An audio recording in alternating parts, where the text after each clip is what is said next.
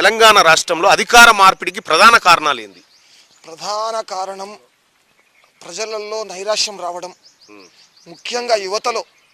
ఇంతసేపు నీళ్లు నియామకాలు నిధులు అని అనడం, నియామకాల మాటే మర్చిపోవడం. నియామకాలలో జరిగిన పరీక్షల్లో కూడా అన్ని అవకతవకలు జరగడం. ఇది యువతను బాగా దెబ్బతీసింది. వాళ్ళ యొక్క మెదడు మీద తీవ్ర ప్రభావం పడి, అరే ఎంతో కష్టపడి చదువుకున్న పరీక్షలు ఇట్లా ప్రశ్నపత్రం లీక్ అయిపోతుంటే మన భవిష్యత్తు ఏం కావాలి? మనం తల్లిదండ్రులు రెక్కాడితే డొక్కాడని బతుకులు వాళ్ళు కూలినాలు చేసి మనం చదివిస్తుంటే, మనం ఎంతో కష్టపడి చదివితే కూడా ఆ పేపర్ లీక్ అయిపోయి ఆ యొక్క పరీక్షను వాళ్ళు రద్దు చేయడం, మళ్ళీ ఉద్యోగం వస్తుందో రాదో అనేటువంటి నైరాశ్యంలో ఆత్మహత్య చేసుకున్న వ్యక్తులు కూడా ఉన్నారు. అరే ఇటువంటి స్థితిలో మనకు ఉద్యోగం రాదు, మన తల్లిదండ్రుల ఆశలు మొత్తం ఉమ్మైపోయినాయి, నాకు ఉద్యోగం రాదని చెప్పి నిలువున ప్రాణాలు తీసుకున్న వ్యక్తులు ఉన్నారు. ఇది యువతలో బాగా ప్రభావం చూపించింది. రెండోది, ఉద్యోగ వర్గాలలో కూడా ఇంతసేపు మబ్బులలో నీళ్ళు చూపించడం, వీళ్ళు ముంతలలో నీళ్ళు వారవసుకున్నట్టు చేశారు. అయితే ఈ ఉద్యోగాల్లో కూడా మీకు ఇది ఇస్తాము అది ఇస్తాము, పే స్కేల్ ఇస్తాము, ఇది ఇస్తాము అది ఇస్తామని చెప్పి ఏడుకొచ్చిందంటే నా జీతం నాకు దండం పెడతారు. విషయం ఏంటంటే, మా నాన్న రిటైర్డ్ టీచరు, ఆయన ఇంకేం పని చేసుకోలేడు. ఆయన యాక్చువల్గా డయాబెటీస్ పేషెంట్, టీబీ పేషెంట్. ఆయనకు మందులకే మీరు నమ్మండి నవ్వుకోండి 16,000 రూపాయలు ఖర్చు అవుతాయి. చెప్పేది నగ్న సత్యం. ఆయనకు 24వ తారీఖు వరకు కూడా పెన్షన్ పడేది లేదా? నిజంగా ఎట్లా బతకాలి?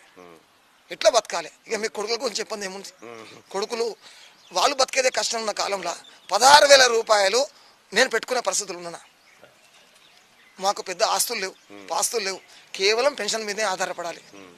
నాకంటే ఇంకో వ్యాపకం ఉంది, నేను భక్తా అనుకోండి. కేవలం ఆ యొక్క రిటైర్డ్ టీచర్కు ఇంకో ఆసరా లేనప్పుడు ఆయన యొక్క పరిస్థితి ఏంది? మొన్న ప్రభుత్వం దిగిపోయే సమయంలో 29 తారీఖు నాడు పెన్షన్ పడదండి. 24వ తారీఖు ఇప్పుడు ముందు చెప్పిన 29 తారీఖు నాడు పెన్షన్ పడ్డది. కేవలం పెన్షన్నే ఆసరా చేసుకొని బతికే వ్యక్తుల జీవితం ఏంది? ఇది కూడా రిటైర్డ్ ఉద్యోగస్తులలో ఉద్యోగ వర్గాల్లో కూడా ఇది ప్రధాన కారణం. ఏంటంటే సకాలంలో జీతం వేయకపోవడం.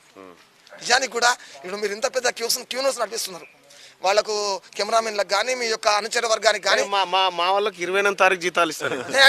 అనుచర వర్గానికి కానీ 29వ తారీఖు నాడు ఇచ్చినా కూడా పలానా నాడు వస్తానని నమ్మకం ఉంది వాళ్ళకు.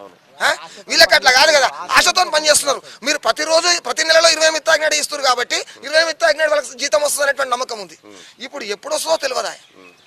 ఈ ప్రాణం రాకడా, వాన రాకడా, ప్రాణం పోకడా తెలియదు అన్నట్టు, ఈ జీతం రాకడా, ఈ మనిషి ప్రాణం నిలబడు తెలియకుండా అయిపోయి.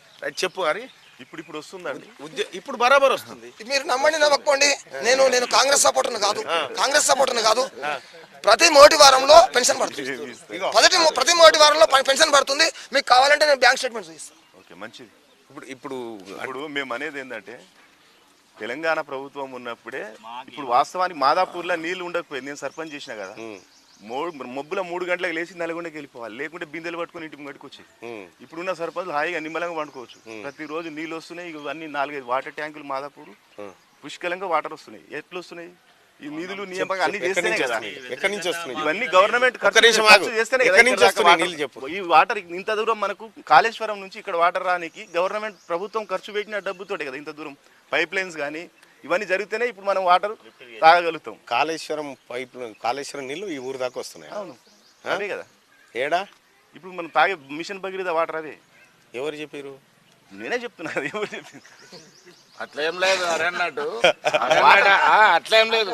ఇప్పుడు నీళ్లు లేనప్పుడు నేను సర్పంచ్గా ఉంటే వాగుల నీళ్ళు వేసి వాళ్ళ కేవల తండకు 24 hours అంతకుముందు షెడ్ కట్టింది. ఒక ట్యాంక్ ఉండే, 2వ ట్యాంక్ ఎప్పుడు ఓవర్ఫ్లో ఇచ్చినాం. అప్పుడు కోమారెడ్డి వెంకరెడ్డి కాంగ్రెస్ ప్రభుత్వమే ఉన్నది. అప్పటికి కూడా నీళ్లకు ఏం షార్టేజ్ లేదు.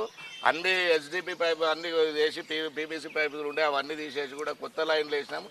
నీళ్ళకు బాగానే ఉన్నది. ఇప్పటికి కూడా మనకు ఆ గోదావరి జలాలు అనేటివి మాదాపురం చెరువులో ఎప్పుడో ఒక్కసారి అది కూడా ఏదో అట్లా కొద్దిగానే వచ్చినాయి, అంతేగాని ఆ నీళ్ళని ఇప్పటికి కూడా మనం వాడుకుంటలేము. మాకు కాలువలు లేవు, అవన్నీ ఇంకా ఇన్కంప్లీట్ ఉన్నాయి. అది చేద్దామనే వరకే అది ఉన్నది, అది ఫెయిల్ అయిపోయింది. సరే, అది ప్రభుత్వం తప్ప ఎవరిదా అనేది అందులో మేము కూడా పనిచేసినాం. కానీ ముఖ్యంగా ఏంటంటే ఆ పార్టీ ఓడిపోవడానికి కారణాలు వాళ్ళు రకరకాలు చెప్పినా లేని ఆశలు కల్పించారు. నిరుద్యోగ భృతి ఇస్తామన్నారు, అందరికి డబుల్ బెడ్రూమ్లు ఇస్తామన్నారు, ఎవరు అడిగిన స్కీములు బీసీ బంద్ అన్నారు, ఎస్సీ బంద్ అన్నారు. వాళ్ళు పెట్టిన బంధులే వాళ్ళని బంద్ చేసినాయి కానీ అది ప్రజలలో లేని ఆశలు కల్పించేది కాదు. ఇప్పుడు కాంగ్రెస్ ప్రభుత్వం 6 పథకాలు పెట్టింది, తప్పనిసరిగా అది అమలు చేసే తీరుతుంది. కాకపోతే కొంచెం టైం ఎక్కువ తక్కువ ఉంటుంది. ఇప్పుడు ఈ 2 పథకాలతోటి 4వ పథకం అయిపోతున్నాయి. ఆ 2 పథకాలు కూడా తప్పనిసరిగా రేవంత్ రెడ్డి గవర్నమెంట్ లో తప్పకుండా ఇవాళ 2 స్కీములు ప్రారంభం. ఆ రెండు పథకాలు రుణమాఫీ అవి కూడా కంపల్సరీ చేస్తారు. మరి చేసిందే చెప్పాలి. వాళ్ళ ఆశలు ఎక్కువ చెప్పారు, తప్పు కాదు. 30 లక్షల ఆశలు ఎక్కువ మందికి చెప్పారు. ఈ స్టేట్ మొత్తం 90 లక్షల చిల్లర రేషన్ కార్డులు ఉంటే రేపు ఇవాళ ఇవ్వబోయేది 94 లక్షల రేషన్ కార్డులు ఉంటే ఇప్పుడు 30 లక్షల మందికి ఇస్తున్నారు. మిగతా ఊకుంటారా? వాళ్ళతో ఎలిజిబుల్ ఎవరు ఉంటే వాళ్ళకి ఇస్తారు. ఎలిజిబుల్ ఉన్న రేషన్ కార్డు ఉన్న వాళ్ళు అందరూ ఎలిజిబులే కదా. వైట్ రేషన్ కార్డు ఉన్న వాళ్ళు బిలో ప్రావర్టీ ఉన్న వాళ్ళకే ఇక్కడ చెప్పిండుగా ముఖ్యమంత్రి గారు ఏమంటాడు, ఏది రేషన్ కార్డులు ఉన్న వాళ్ళకు ఇస్తామని చెప్తా ఉన్నాడు. తెల్ల రేషన్ కార్డులు ఇస్తాం, కార్డులు ఉన్నవా రేషన్ కార్డు తెల్ల రేషన్ కార్డు ఉన్న వాళ్ళు అర్హులు అని చెప్పి క్యూ న్యూస్ ద్వారా నేనేం చెప్తున్నా అంటే 94 లక్షల మంది అందరికి ఇవ్వాలని కోరుతున్నాం. ఇస్తే మంచిది, స్వాగతిస్తున్నాం. ఇంకోటి 5,500 రూపాయలు ఇస్తున్నారు కదా, అది 500 తీసుకోండి ఇక్కడ సిలిండర్ దగ్గర. అది మేము సబ్సిడీ మేము అకౌంట్లు ఇస్తామంటే ఇంతవరకు ఉన్న ప్రభుత్వాలు వేయలే అకౌంట్ల. స్టేట్ సెంట్రల్ గవర్నమెంట్ 200 రూపాయలు రిటర్న్ ఇస్తానది ముంచేసింది. ఇప్పుడు ఒక్క విషయం చాలా మంది పడ్డాయి. అరే నువ్వు అట్లా పడ్డాయి, అకౌంట్లలో పడ్డాయి.